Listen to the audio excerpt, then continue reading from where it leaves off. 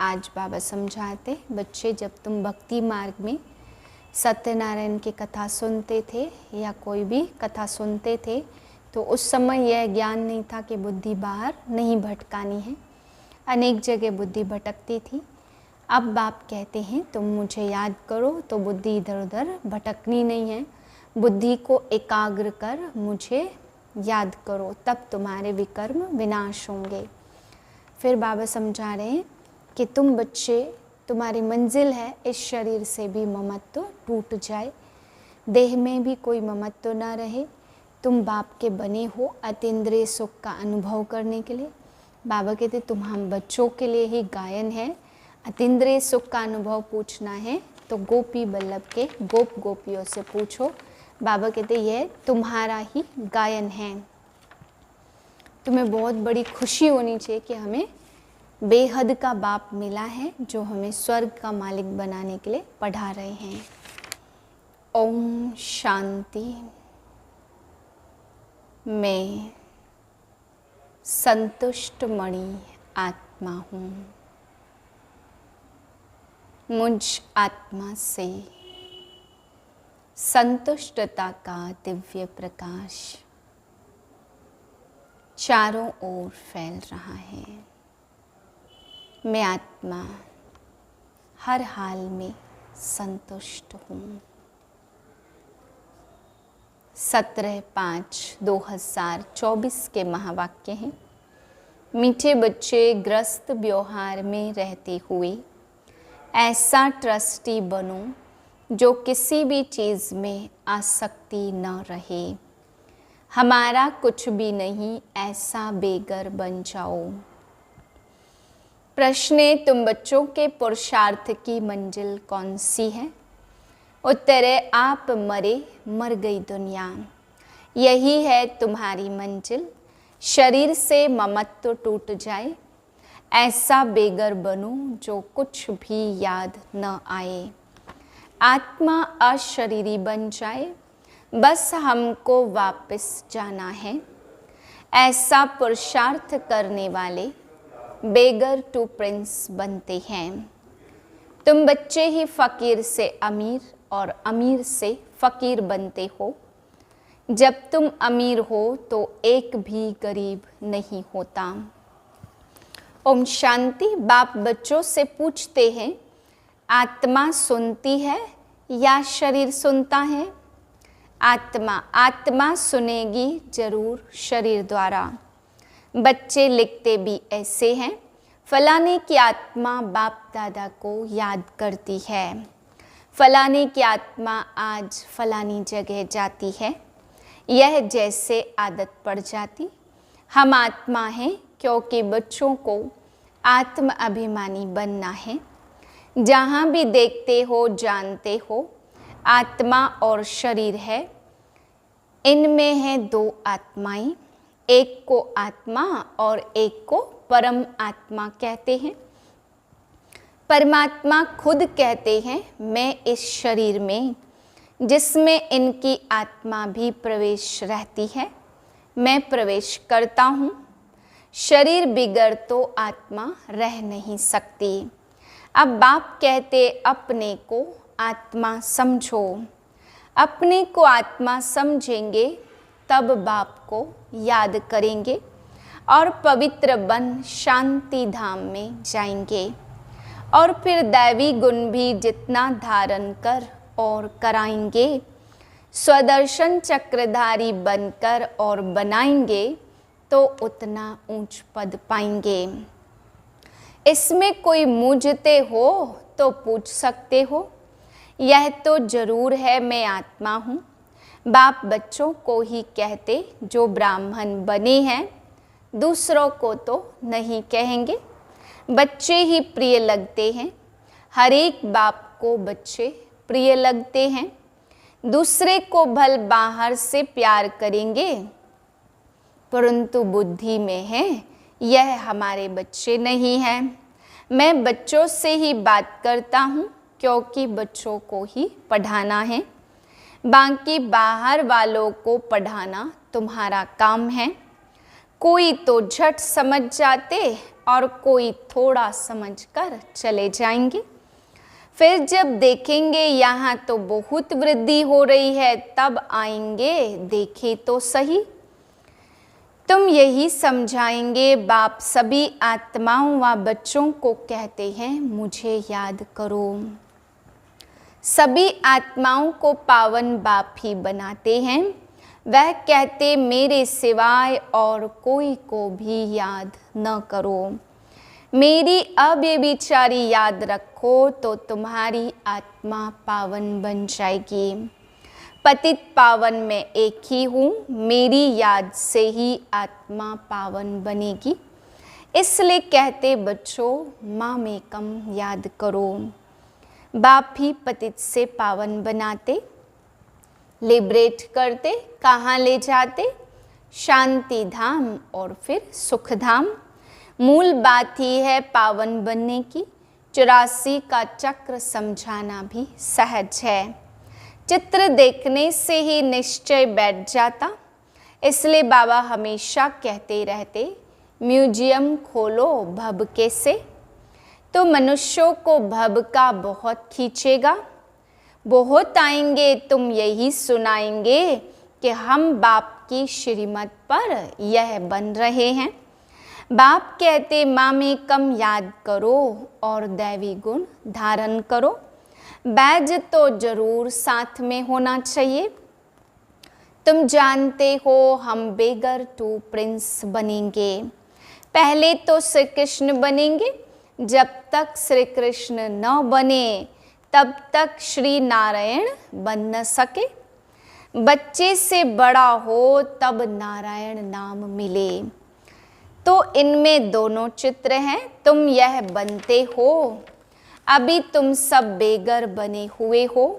यह ब्रह्मा कुमार कुमारियां भी बेगर से हैं। इनके पास कुछ भी नहीं है। बेगर अर्थात जिनके पास कुछ भी ना हो। कोई कोई को हम बेगर नहीं कहेंगे। यह बाबा तो है सबसे बड़ा बेगर। इसमें पूरा बेगर बनना होता। ग्रस्त व्यवहार में रहते आसक्ति तोड़नी होती है। तुमने ड्रामा अनुसार आसक्ति तोड़ दी है। निश्चय बुद्धि ही जानते हैं हमारा जो कुछ है बाबा को वह दे दिया। कहते भी है ना हे भगवान आपने जो कुछ दिया वह आपका ही है, हमारा नहीं है। वह तो होता है भक्ति मार्ग। उस समय तो बाबा दूर था, अब बाबा बहुत नज़दीक है। सामने उनका बनना होता है। तुम कहते हो बाबा, बाबा के शरीर को नहीं देखना है। बुद्धि चली जाती है ऊपर में। भले यह लोन लिया हुआ शरीर है परंतु तुम्हारी बुद्धि में है। हम शिव बाबा से बात करते हैं। यह तो किराए पर लिया हुआ रथ है, उनका थोड़ी है। यह तो जरूर है। जितना बड़ा आदमी होगा तो किराया भी बहुत मिलेगा। मकान मालिक देखेगा राजा मकान लेते हैं तो 1000 किराए का 4000 बोल देगा, क्योंकि समझते हैं यह तो धनवान है। राजे लोग कभी भी बोलेंगे नहीं कि यह तो जास्ती लेते हैं। नहीं, उन्हों को पैसे आदि की परवाह ही नहीं रहती। वह खुद कोई से बात नहीं करते, प्राइवेट सेक्रेटरी ही बात करते हैं। आजकल तो रिश्वत बिगर काम नहीं चलता। बाबा तो बहुत अनुभवी है। वह लोग बड़े रॉयल होते हैं। चीज़ पसंद की बस फिर सेक्रेटरी को कहेंगे इनसे फैसला कर ले आओ। ऐसे माल खोल कर रखेंगे। महाराजा महारानी दोनों आएंगे। जो चीज़ पसंद होगी उन पर सिर्फ आँख से इशारा करेंगे। सेक्रेटरी बात कर बीच में अपना हिस्सा निकाल लेते हैं। कोई कोई राजाएं साथ में पैसा ले आते, सेक्रेटरी को कहेंगे इनको पैसा दे दो। बाबा तो सबके कनेक्शन में आए हैं, जानते हैं कैसे कैसे उन्हों की एक्ट चलती है। जैसे राजाओं के पास खजांची रहते, वैसे यहाँ भी शिव बाबा का खजांची है। यह तो ट्रस्टी है बाबा का, इनमें कोई मोह नहीं है। इसने अपने पैसे में ही मोह नहीं रखा, सब कुछ शिव बाबा को दे दिया, तो फिर शिव बाबा के धन में मोह कैसे रखेंगे। आजकल तो गवर्नमेंट कितना जांच करती है। अब तुम बच्चे जानते हो कैसे बेघर बनना है, कुछ भी याद ना आए, आत्मा अशरीरी बन जाए। इस शरीर को भी अपना ना समझे, हमारा कुछ भी न रहे। बाप समझाते अपने को आत्मा समझो, अभी तुमको वापस जाना है। तुम जानते हो बेघर कैसे बनना होता, शरीर से भी ममत्व टूट जाए। आप मोए मर गई दुनिया, यह मंजिल है। समझते हो बाबा ठीक कहते हैं, अब हमको वापस जाना है। शिव बाबा को तुम जो कुछ देते हो उसका फिर रिटर्न में दूसरे जन्म में मिल जाता है। इसलिए कहते यह सब कुछ ईश्वर ने ही दिया है। आगे जन्म में ऐसा अच्छा कर्म किया जिसका फल मिला है। शिव बाबा रखता तो किसका भी नहीं है। बड़े बड़े राजाएं जमींदार आदि होते हैं तो उनको नजराना भी देते, फिर कोई नजराना लेते और कोई नहीं लेते हैं। वहाँ तो तुम कुछ भी दान पुण्य नहीं करते हो, क्योंकि वहाँ तो सबके पास पैसे बहुत हैं। दान किसको करेंगे, गरीब तो वहाँ होते नहीं हैं। तुम ही फकीर से अमीर और अमीर से फकीर बनते हो।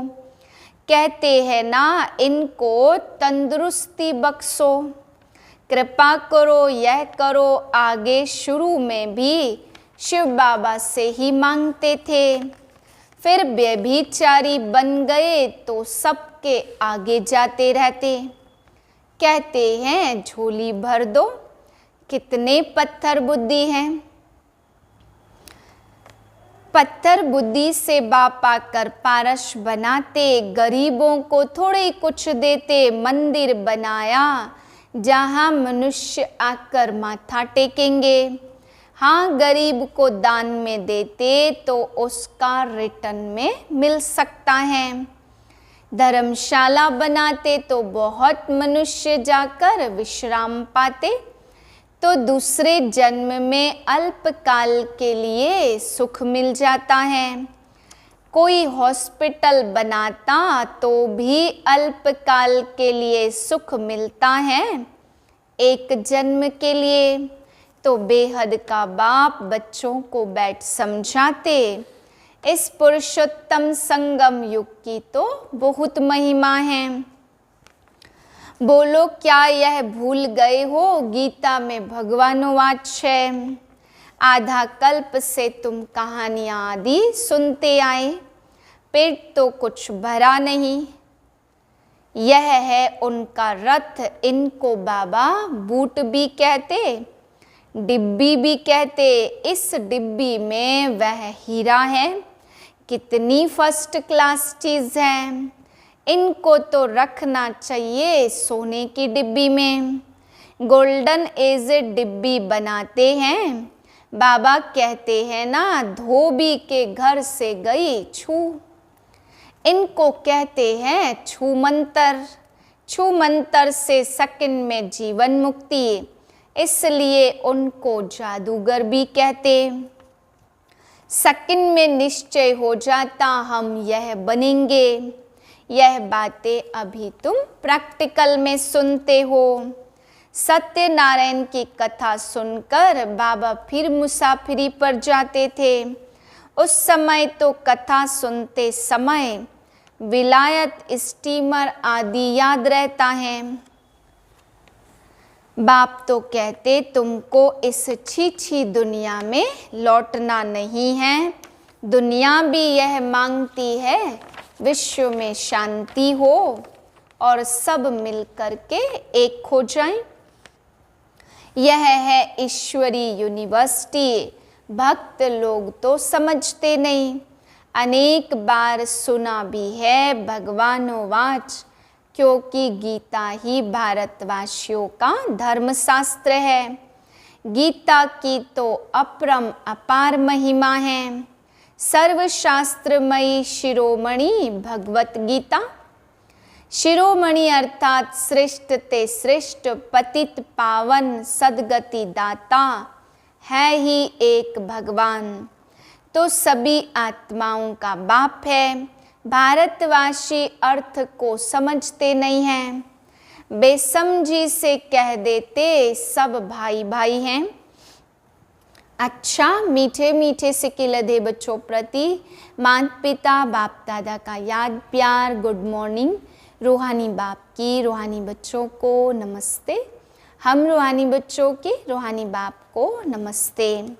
धारणा के लिए पहली पॉइंट, अतीन्द्रिय सुख का अनुभव करने के लिए स्मृति रहे कि यही पुरुषोत्तम संगम युग है। जबकि हमें भगवान पढ़ाते जिससे हम राजाओं का राजा बनेंगे। अभी ही हमें ड्रामा के आदि मध्य अंत का ज्ञान है। दूसरी पॉइंट, अब वापस घर जाना है, इसलिए शरीर को भी पूरा बेघर बनना है। इससे भूल अपने को अशरीरी आत्मा समझना है। वरदान है, सदा संतुष्ट रह अपनी दृष्टि वृत्ति कृति द्वारा संतुष्टता की अनुभूति कराने वाले संतुष्ट मणि भव। ब्राह्मण कुल में विशेष आत्माएं वो हैं जो सदा संतुष्टता की विशेषता द्वारा स्वयं भी संतुष्ट रहती हैं और अपनी दृष्टि वृत्ति कृति द्वारा औरों को भी संतुष्टता की अनुभूति करती हैं, कराती हैं। वही संतुष्ट मणियाँ हैं जो सदा संकल्प बोल संगठन के संबंध संपर्क व कर्म में बाप दादा द्वारा अपने ऊपर संतुष्टता के गोल्डन पुष्पों की वर्षा करती है। ऐसी संतुष्ट मणियाँ ही बाप दादा के गले का हार बनती हैं, राज्य अधिकारी बनती हैं और भक्तों के सिमरण की माला बनती हैं। स्लोगन है, निगेटिव और वेस्ट को समाप्त कर मेहनत मुक्त बनो। ओम शांति।